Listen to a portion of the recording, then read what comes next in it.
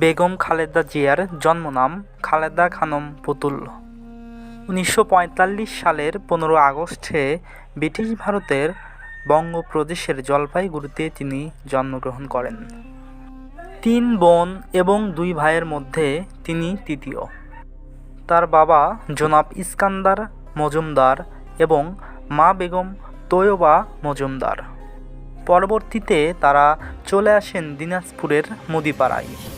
তবে তার আদি পৈতৃক নিবাস ছিল বাংলাদেশের ফেনী জেলার ফুলগাজী উপজেলার গ্রামের মজুমদার বাড়ি।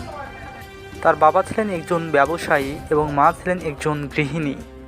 খালেদা জিয়া দিনাজপুর মিশন স্কুলে ভর্তি হন এবং দিনাজপুর সরকারি বালিকা উচ্চ বিদ্যালয় থেকে ম্যাট্রিক পাশ করেন 1960 সালে। একই বছর তিনি জিয়াউর রহমানকে বিয়ে করেন। এরপর তিনি বেগম খালেদা জিয়া নামে পরিচিতি লাভ করেন।